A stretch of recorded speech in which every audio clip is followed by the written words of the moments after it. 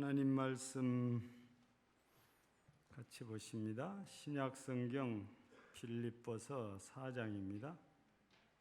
신약성경 빌립보서 4장 322쪽 되겠습니다. 11절, 12절, 13절입니다. 봉독해 드립니다. 내가 궁핍함으로 말하는 것이 아니라 어떤 형편이든지 나는 찾아가기를 배웠노니 나는 비천에 처할 줄도 알고 풍부에 처할 줄도 알아 모든 일 곧 배부름과 배고픔과 풍부와 궁핍에도 처할 줄 아는 일체의 비결을 배웠노라. 내게 능력 주신 자 안에서 내가 모든 것을 할 수 있느니라. 아멘. 찬양대 찬양으로 하나님께 영광 돌리시겠습니다.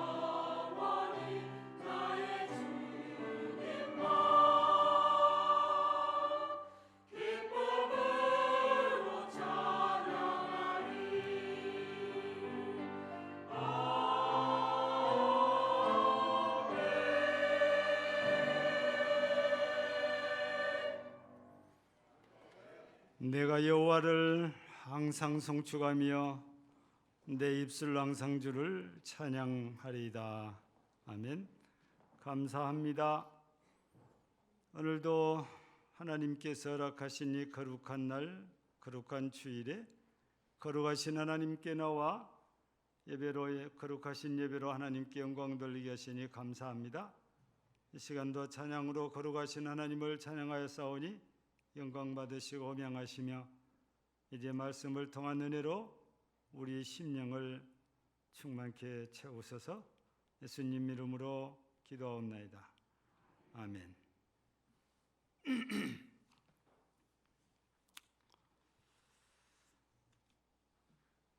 한국교회 우리 초기에 비해서 지금 한국교회는 부자교회, 풍성한 교회, 최첨단 교회 이런 말로 좀 표현을 할 수가 있죠.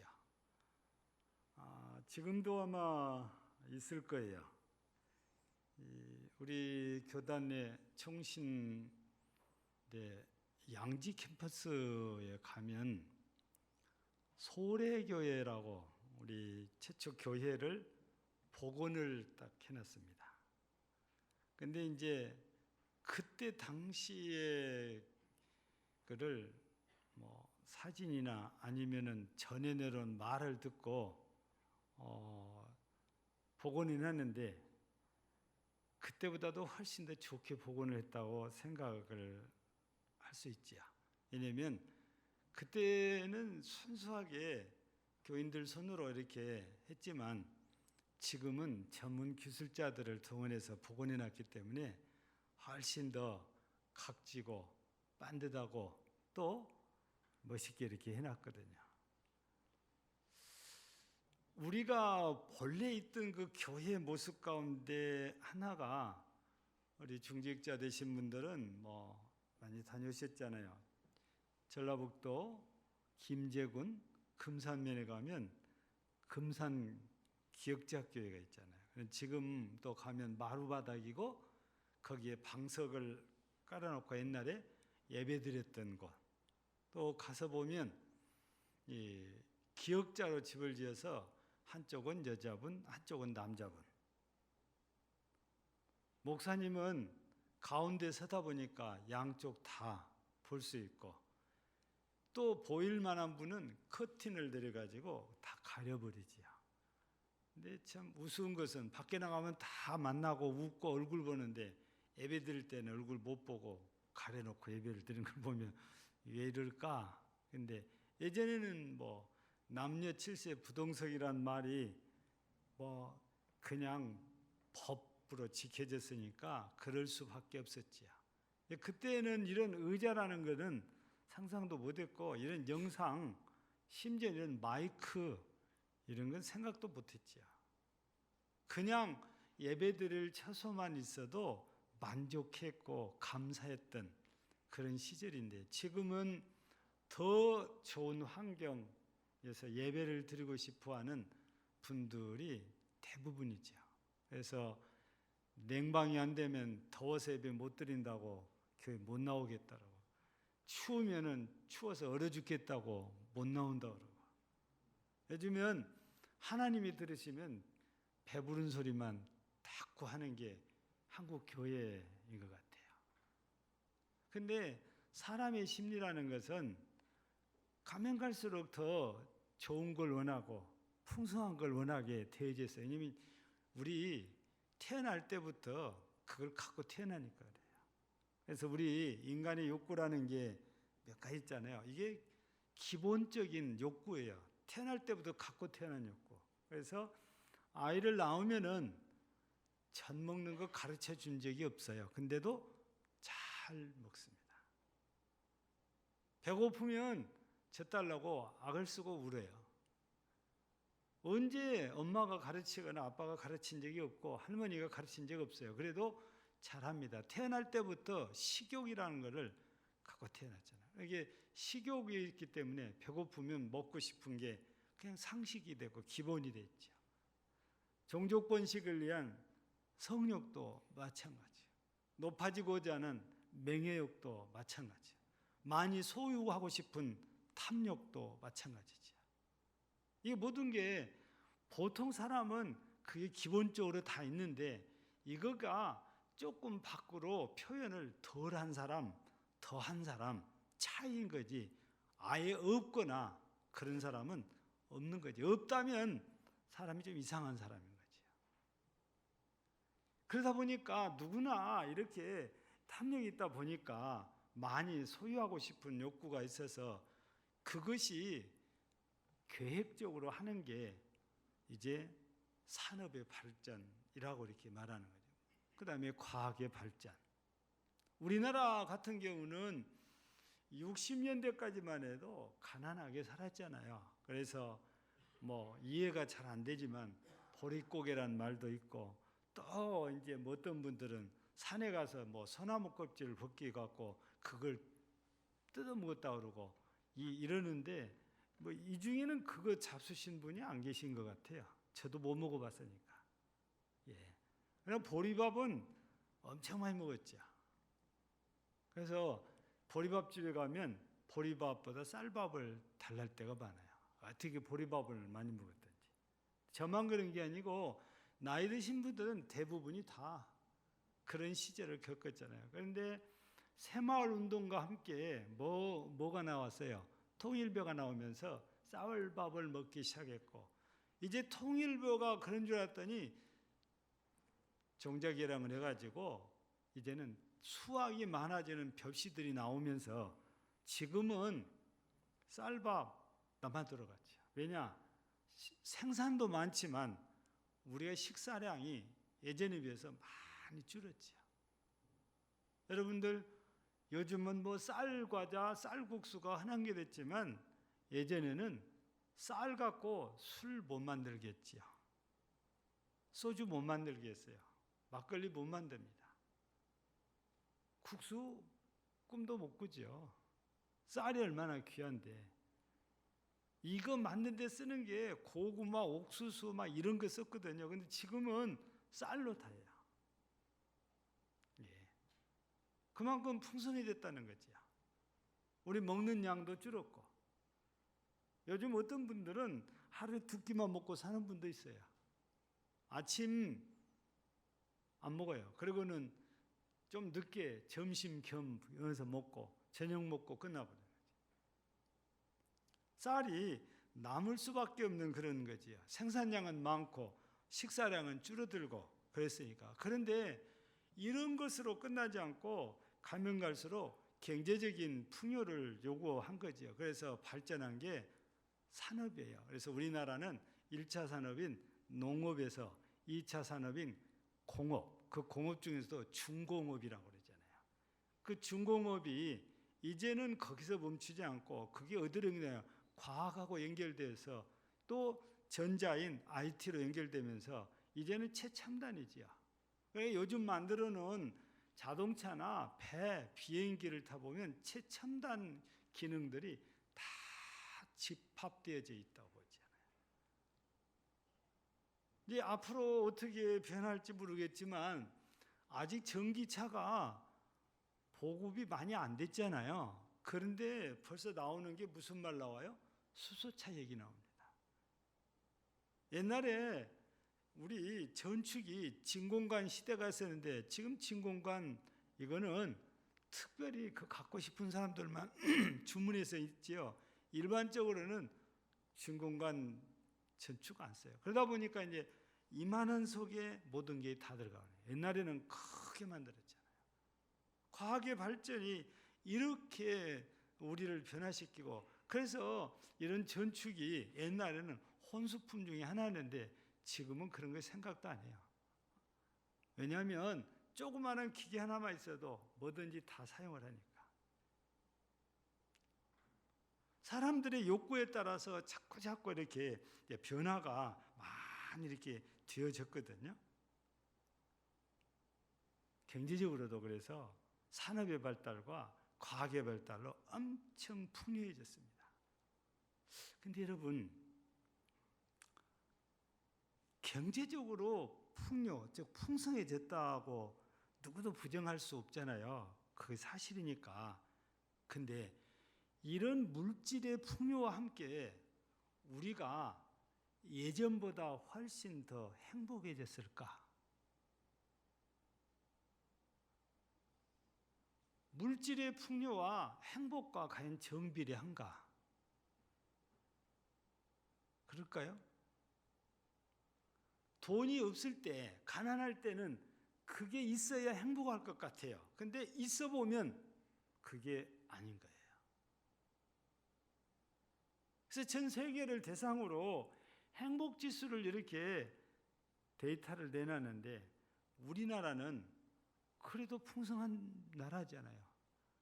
물론 100%는 아니지만 지금 없어서 굶은 사람들은 거의 없어요. 근데 우리 경제하고 비교해 보면은 10분의 1도 안 되는 나라들이 행복 지수는 이거예요.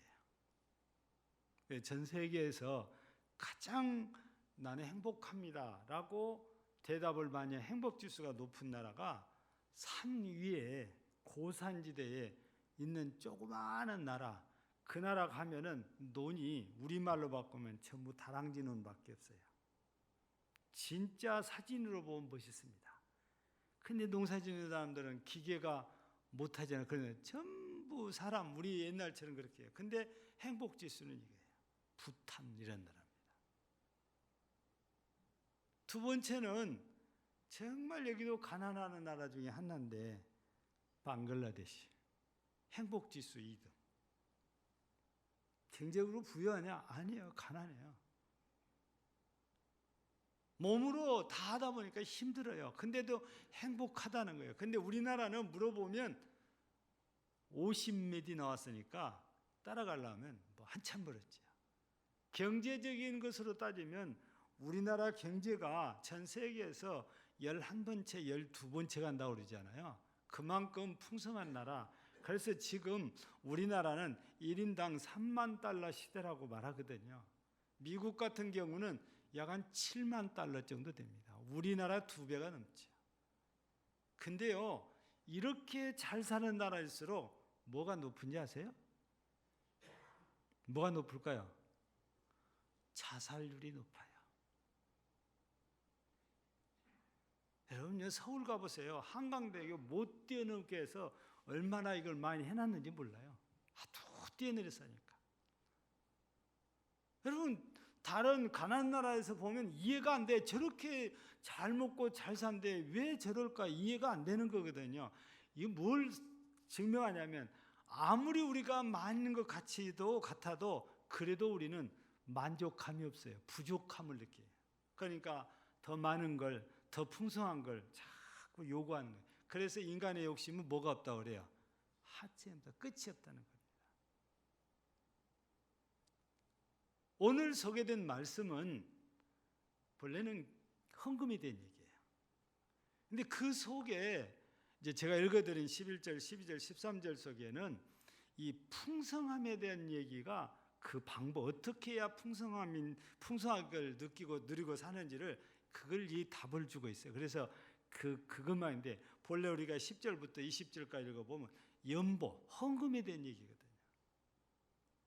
그래서 12절에 또 17절에 또 18절에 각각 풍요함이라는 단어가 합해서 5번, 12절에 2번, 17절에 1번, 18절에 2번, 그래서 5번 풍요하다는 얘기가 단어가 쓰여졌거든요. 그래서 오늘은 하나님께서 바울 사도를 통해서 주시는 이 메시지 속에서 도대체 풍성한 삶이 뭔가, 우리가 어떻게 해야 이런 풍성한 삶을 살 수 있는가, 우리 함께 말씀을 듣고 싶은 것입니다. 첫째는 11절 보면 어떠한 형편에든지 뒷부분에 그랬잖아요. 어떠한 형편에든지 나는 자족하기를 배웠다. 그러니까 이 말을 쉽게 말하면 자족한다는 건 스스로 만족해요. 그건 풍성하다는 겁니다. 만족하지 못하면 풍성하다고 말할 수 없겠죠. 근데 자족한다는 건 스스로 만족하니까 풍성한 거예요. 앞서 말씀드린 대로 본문이 10절부터 20절까지인데 제가 중간에 조금만 잘랐다고 그랬잖아요. 전체를 보면 연보 얘기라고 그랬잖아요. 근데 바울 사도를 통해서 이렇게 주시는 메시지가 이 연보 얘기를 하면서 11절 앞부분에 내가 궁핍함으로 만하는 것이 아니다 그러놨어요. 왜냐하면 헌금 얘기하면은 빌립보 교회 성도들이 또 오해할까 봐서 또 성경금해서 보내라고 그러는 거 아니냐 이렇게 오해할까 봐서 미리 딱 배수진을 치는 거예요. 내가 궁핍함으로 이만한 거 아니다. 여기 보면 예나 지금이나 목사님이 설교 시간에 헌금 얘기하면은 별로 그렇게 은혜롭게 잘 안 받아요. 또 헌금하라고 또 뭔 일 벌이려고 이런 생각들을 많이 이렇게 하는 경향이 있어요. 근데 바울 사도 시대에도 그랬으니까 바울 사도가 미리 배수진을 친 거예요. 내가 궁핍함으로 헌금 얘기하는 거 아니다. 그 얘기부터 딱 해놓고 시작을 한다 그 말씀입니다.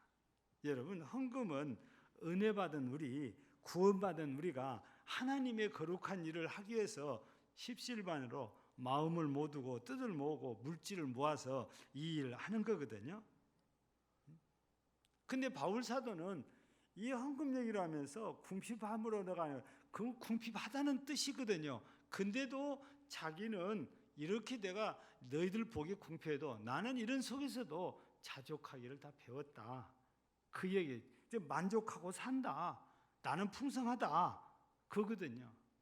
그래서 우리가 이 빌립보서를 계속 읽다 보면은 빌립보 교회에서 바울 사도에게 성경금을 보낸 사실이 소개가 돼요. 너희가 보내줌으로 더 풍성하다고 그래요. 평소에 이렇게 했다는 거지요.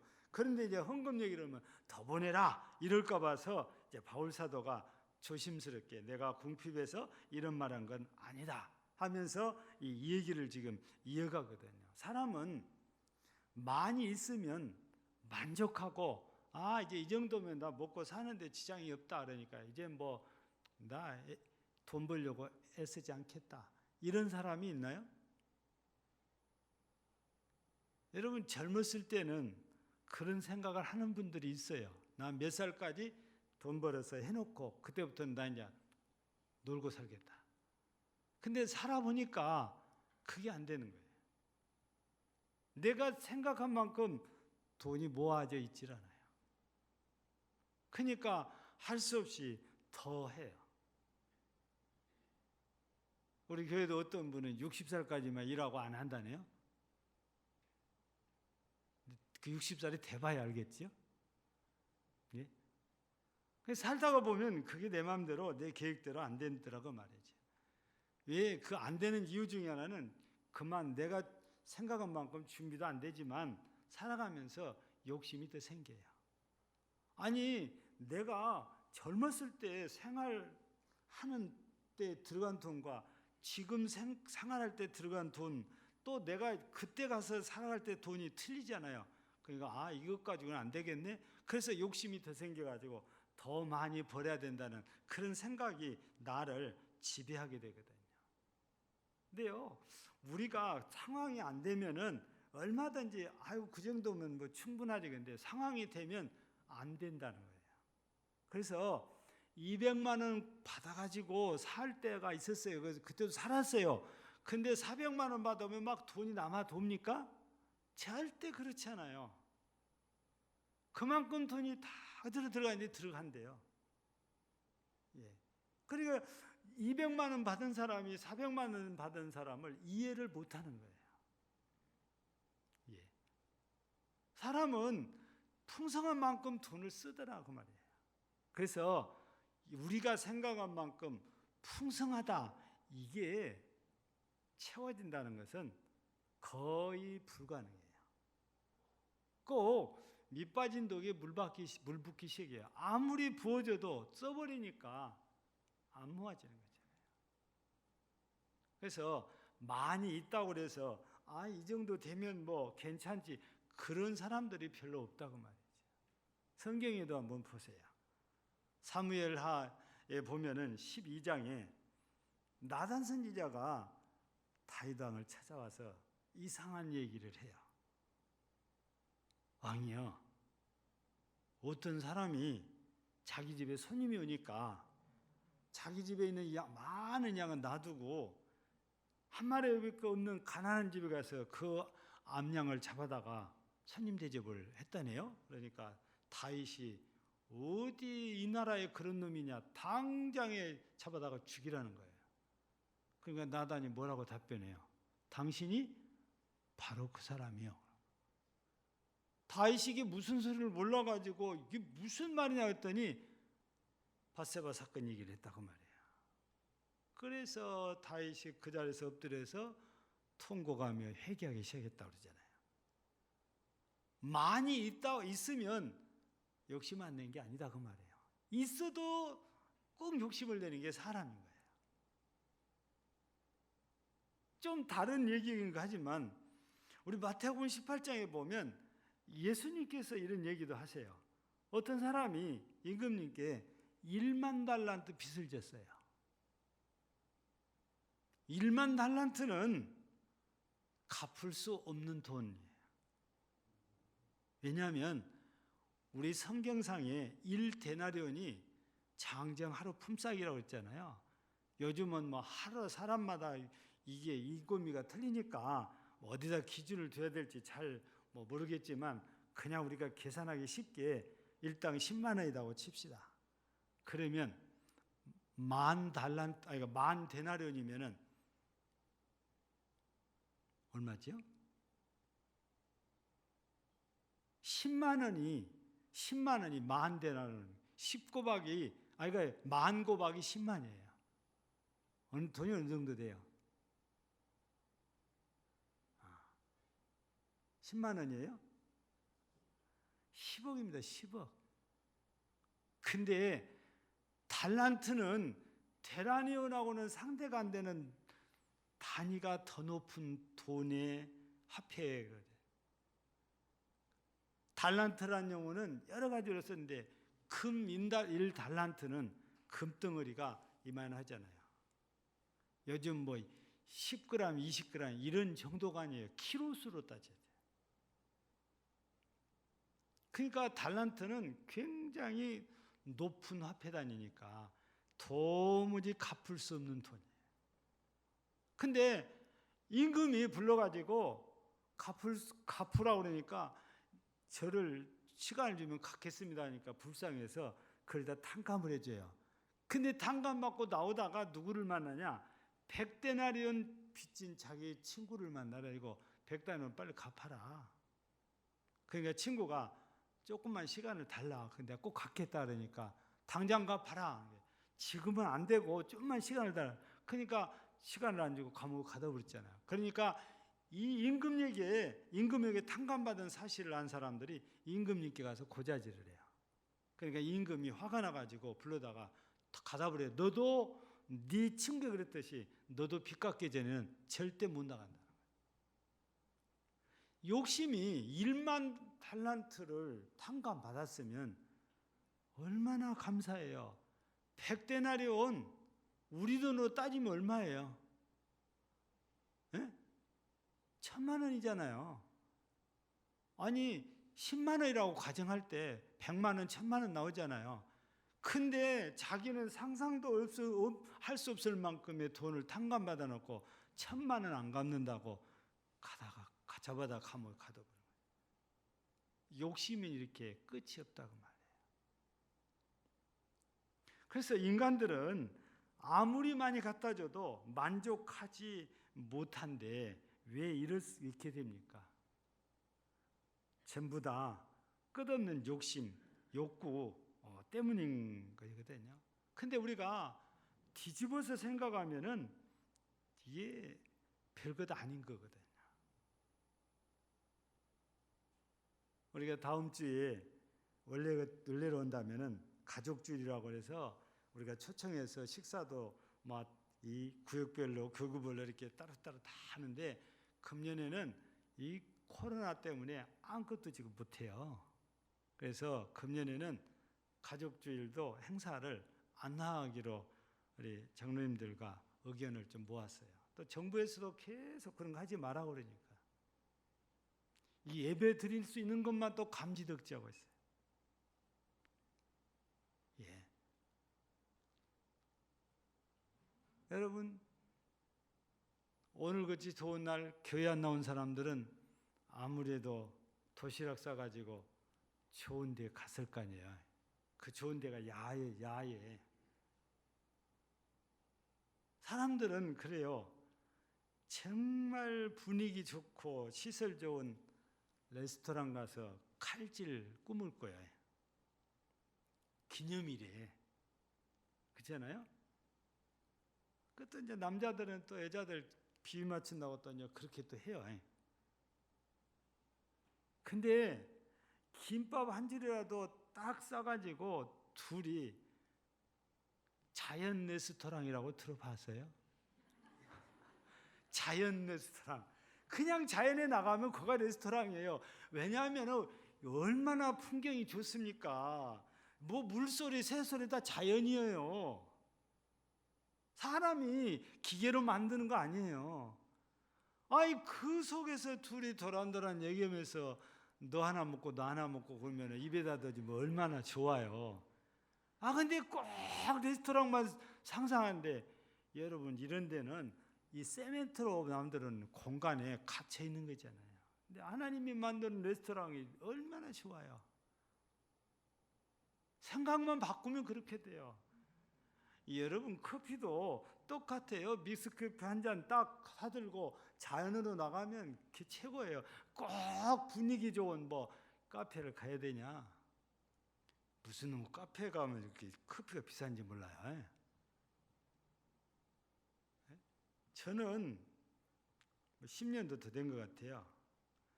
뭐 오중일 목사님이 광주 어디 교회 집회 왔다고 그래서 이제 인사하러 갔어요. 그리고 점심을 먹고 그 쉬고 있는 호텔 카페를 가서 커피를 한잔 하는데 저는 그때 당시 그렇게 커피가 비싼지 몰랐어요. 지금 8,000원이 커피 비싼데 그때 8,000원 줬어요. 광주에서. 내가 얼마나 속이 애리든지 밥을 먹고 그랬으면 덜 그랬어요. 아니 물 한 잔 먹고 그 돈을 나오고 집사람하고 쓰면 2,400원이나 24,000원이나 줬잖아요. 그래서 호텔 커피숍을 잘 안 가요. 여기 에코그라드도 안 가요. 예. 너무 호텔이 비싸는 거예요. 여러분 욕심 한이 없다니까요. 근데 바꿔놓고 보면 달라질 수 있어요. 우리가 달라질 수 있어요. 근데 우리 생각이 그래요. 내가 힘들고 어려우면 하나님 왜 날 이렇게 어렵게 버려둡니까? 왜 날 이렇게 아프게 버려둡니까? 왜 날 힘들게 버려둡니까? 여러분 하나님은 우리가 마태복음 6장에서 보면 우리가 먹고 마시고 입고 이런 게 다 필요한 걸 아신대요. 그래서 주기도문에서 너 일용할 양식을 구해라. 그럼 우리가 늘 구합니다. 그래 놓고 왜 내가 이렇게 어려운데 안 도와주십니까? 이렇게 하나님께 항의를 하는 분도 있어요. 근데 우리가 기억해야 될 일은 뭐냐면 하나님이 나한테 100원 주시고 여기 가서 살면 그럼 100원어치만 살아요. 10,000원 주고 살아면 10,000원어치만 사는 거예요. 10,000원으로 만족하고 1,000원으로 만족하고 사는 거예요. 이게 지금 바울 사도가 배웠다는 비법이에요. 하나님께서 주신 만큼만 갖고 사는 거예요. 내가 100만 원이 필요한데 왜 나한테 100만 원 안 주냐 그러면서 때를 쓰는 그게 아니다 그 말이에요. 그건 내 욕심인 거지요. 하나님께서 나한테 주신 만큼만 갖고 사는 게 일체의 비결을 배웠다는 거예요. 그러니까 많이 주시면 많이 주신 대로 적게 주면 적게 주신 대로 감사하고 사는 거예요. 그게 오늘 본문에서 말씀하신 풍요의 기준입니다. 그러면 우리가 이렇게 풍요가 이거라고 그러는데 바울 사도는 뭐 이 비천에 또 풍부에 또 배부름과 배고픔도 다 배웠다고 이렇게 하면서 일체의 비결을 배웠다고 12절에서 이렇게 얘기를 하고 있는데 우리 한 가지 또 기억해야 될 게 있어요. 제가 방금 그랬잖아요. 10,000원 주면 10,000원어치 살고 1,000원 주면 1,000원어치 살자 그랬잖아요. 근데 우리가 그렇다고 이거를 잘못 생각하면 어려울 때는 어려우니까 그냥 어려운 대로 살지만 넉넉해졌어요. 막 넘쳐요. 그러면 그걸 다 써야 됩니까? 아니다 그 말입니다. 하나님께서 내게 이만큼 쓸 정도의 삶을 쓰면 그만큼 쓰고 나머지는 다른 데로 보내야 된다고 말이에요. 그 다른 데가 어디입니까? 섬겨질 수도 있고 가난한 사람일 수도 있고 그런 거예요.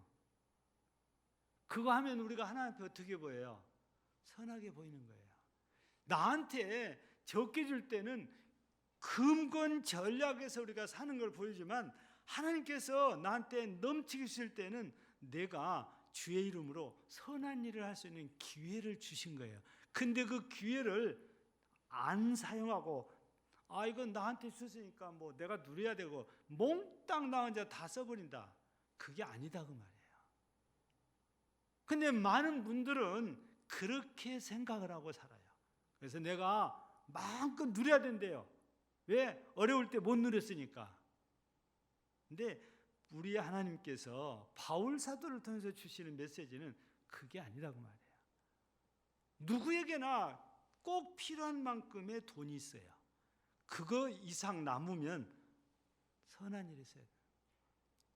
그게 풍성함의 삶이에요. 우리는 그거를 이해를 다 잘해야 되지. 이거 이해 잘못하면은 뭐 나한테 들어온 돈이니까 내 마음대로 나 쓰고 싶은 대로 써야지, 이런 생각에 붙잡히게 되지요. 그래서 바울 사도가 마지막에 13절에서 무슨 얘기하는 거예요? 내게 능력 주시냐는 내가 모든 걸 할 수 있는데, 이게 무슨 뜻인지 아세요? 바울 사도가 일체 비결을 배웠다, 내가 터득했다 하는데 자기가 이렇게 빈부에도 풍부에도 배부름과 배고픔에도 다 할 수 있다는 것은 자기가 그렇게 한다는 거 아니에요. 13절 말씀에 의하면 하나님이 능력을 주셔서 그걸 하고 있다고 말하거든요. 하나님이 은혜를 주셔야 이거 한다는 겁니다. 내가 내 마음대로 내 능력으로 하는 게 아니에요. 그래서 우리가 돈이 많이 생기면 하나님 이거 어디다 쓸까요? 물어봐야 되는 거예요. 하나님 나를 위해서 몽땅 다 소비해야 되는 것이 아니니까 하나님이 어디다 쓰면 하나님 기쁘시겠습니까? 묻고 하나님이 기뻐하신 데 이 돈을 쓰는 거다. 그게 풍성한 삶이에요. 그게 내 마음대로 안 되니까 바울 사도가 뭐라고? 이게 하나님이 능력 주시는 거다. 바울도 사람이잖아요. 넉넉하게 쓰고 싶잖아요. 근데 그렇게 안 하는 이유가 하나님의 능력이 사로잡으니까 그래요. 그게 우리의 삶이에요. 그래서 여러분, 요즘 젊은이들은 좀 우리하고 다른 세상을 산다고 얘기를 많이 해요. 그래서 다는 아니겠지만 어떤 젊은이들은 그냥 스마트폰만 새거 나오면 바로 바꿔버려요. 돈이 생기면 그런데 무조건 투자하는 거예요. 쓸 때까지, 안 될 때까지 쓰고 안 되면 바꾸는 거잖아요. 그 남은 잉여의 물질은 아까 얘기한 대로 하나님이 기뻐하신 대로 쓰는 겁니다. 그게 풍성한 삶이에요. 그렇게 선하게 물질을 쓰면 하나님께서 보시고 기뻐서 너가 보니까 돈을 잘 쓰는구나 해서 더 주실 수도 있는 거잖아요. 하나님은 우리가 하나님 앞에서 이렇게 물질로도 선을 행하기를 바라세요. 나한테 주셨다고 해서 나 혼자 몽땅 다 먹고 살아, 그게 아니다 그 말이에요. 그래서 오늘 우리 풍성한 삶이라는 주제를 드렸는데, 풍성한 삶이란 바로 하나님께서 우리에게 주시는 물질을 하나님이 원하신 대로 사용하는 것이 풍성한 삶인 거예요. 적으면 적은 대로, 많으면 많은 대로 어떻게 써야 하나님이 기뻐하실까? 이 삶을 사는 게 풍성한 삶이에요. 근데 그거는 내가 내 마음대로가 되는 게 아니고 누가 역사해야 돼요? 하나님이 역사해 주셔야 된다. 우리 모든 금당제일교회와 성도들이 하나님의 역사와 하나님의 섭리 가운데 이렇게 많아도 풍성한 삶, 적어도 풍성한 삶으로 우리 하나님께 영광 돌리는 복된 성도들이 되어지기를 주의 이름으로 축복합니다. 하나님 우리 아버지 감사합니다. 오늘 또 바울 사도를 통해서 정말 풍성한 삶이 무엇인지, 또 풍성한 삶 우리가 어떻게 해야 살 수 있는지를 우리에게 말씀을 주시니 감사합니다. 교회와 우리 모든 성도들이 우리 하나님 보시기에 풍성한 삶을, 물질이 많고 적음을 떠나 풍성한 삶을, 그리고 많으면 많을수록 선한 삶을 통해서 하나님께 영광 돌리는 복된 성도들이 되게 하옵소서. 예수님 이름으로 기도하옵나이다.